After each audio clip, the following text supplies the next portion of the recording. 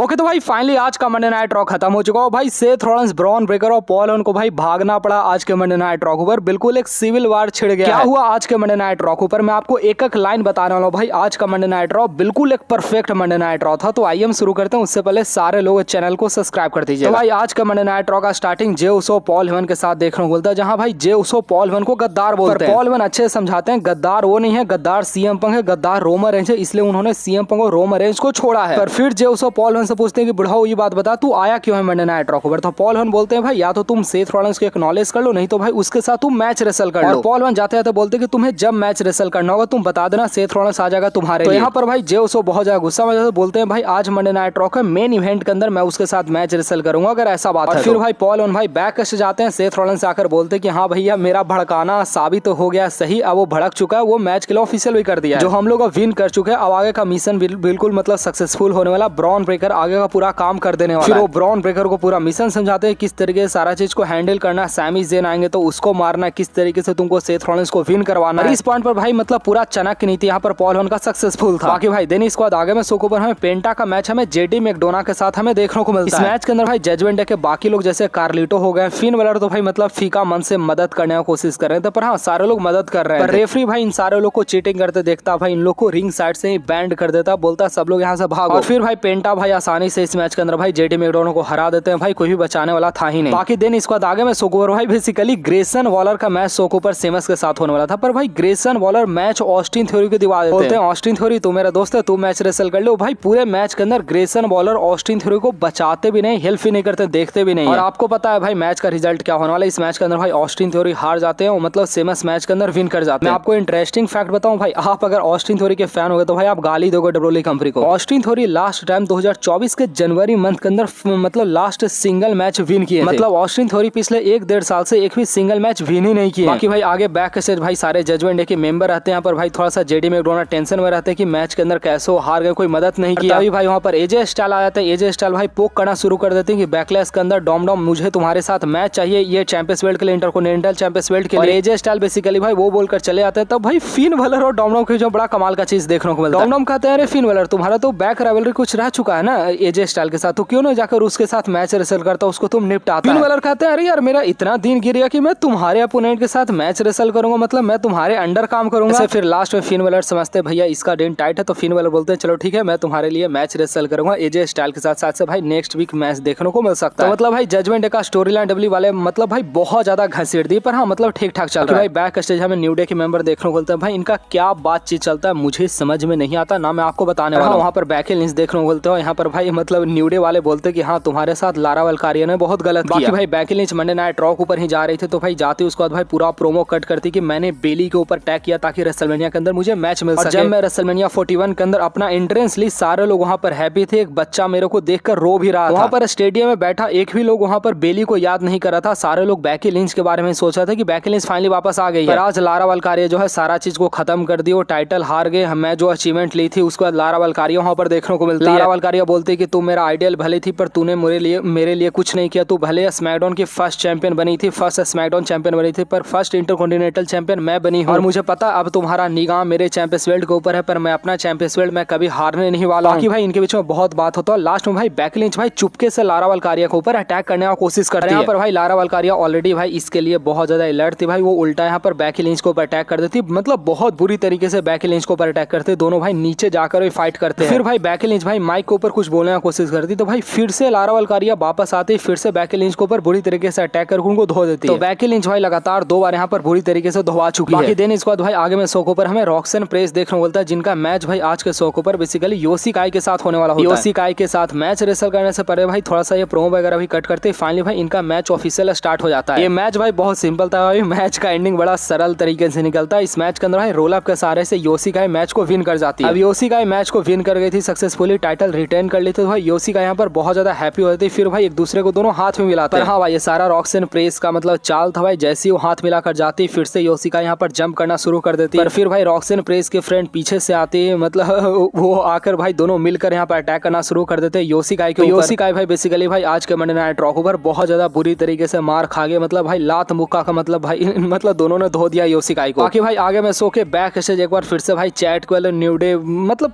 क्या इनका चलता है भाई मुझे समझ में नहीं आता भाई। मतलब चैट केवल कुछ कह रहा है, न्यू डे वाले कुछ कह रहे हैं। बेसिकली भाई यहाँ पर न्यू डे वाले भाई टैग टीम टाइटल के लिए किसी को मौका देने वाले थे, मतलब इसलिए सारा फाइट हो रहा था। तो मेरे ख्याल से आप लोगों को जाना ज्यादा जरूरी नहीं है। बाकी भाई आगे मैं शो के ऊपर भाई हमें रूसेफ और ओटिस के बीच में सिंगल मैच देखने को मिलता है। ये मैच भाई मतलब थोड़ा सा चला था, ओटिस भी डोमिनेट किए थे मैच के अंदर, रूसेफ भी मैच के अंदर डोमिनेट किए। रूसेफ भाई डब्ल्यूडब्ल्यूई कंपनी के अंदर बहुत जल्द वापसी किया अभी जस्ट। तो भाई रूसेफ इस मैच के अंदर भाई टैप आउट करवा देते हैं, इस मैच के अंदर ओटिस को सक्सेसफुली हरा देते हैं। ओटिस को जैसे हराते हैं भाई एक लीवर वाला रेसलर वहां पर आकर भाई चिल्लाना शुरू कर देते कि आजा रूसेफ तू मेरे साथ फाइट कर। रूसेफ कहते नहीं मैं तुम्हारे साथ नहीं फाइट करूंगा, मैं वहां से जा रहा हूं। भाई रूसेफ का ये चाल था, वापस आते हैं भाई दोनों को फिर से धोते हैं भाई, मतलब उन्होंने भाई मतलब छक्का छुड़ा दिया ओटिस का आज के मतलब मंडे नाइट रॉ के ऊपर। फिर भाई वहां पर एडम पियर वगैरह बहुत सारे लोग आते हैं, मतलब भाई यहाँ पर रूसेफ ने भाई मतलब छक्का ही छुड़ा दिया। बाकी भाई देन इसके बाद आगे में शो के ऊपर हमें एडम पियर देखने को बोलते हैं। यहाँ पर भाई बेसिकली गुंथर का भाई मतलब ये मतलब प्रोमो सेगमेंट था। तो एक तरफ गुंथर थे भाई, दूसरा तरफ भाई पैट मैकेफी थे। वो पहले ही भाई इस बात को बता दिया गया था कि तुम लोग दोनों को सिर्फ बात करना, तुम लोग दोनों को फाइट नहीं करना। पैट मैकेफी यहाँ पर बहुत सारी चीजों को बोलते हैं, गुंथर तूने बहुत ज्यादा गलत किया, तूने मतलब बहुत गलत इंसान के ऊपर अटैक कर दिया। माइकल कोल डब्ल्यूडब्ल्यूई कंपनी के अंदर पिछले 28 साल से काम कर रहा हूं, पिछले 28 साल में सिर्फ उन्होंने 3 दिनों का छुट्टी लिया, मतलब हमेशा वो काम किया। मैं सीरियसली ये सबसे जब सुनता हूँ ना भाई मतलब मेरा दिमाग फट जाता है भाई, मतलब कोई बंदा 28 साल में सिर्फ 3 दिन का कैसे छुट्टी ले सकता है। पर भाई ये फैक्ट है। यहाँ पर पैट मैकेफी बता रहे होते हैं गुंथर तुम पिछले 20 साल से रेसलिंग कर रहा है,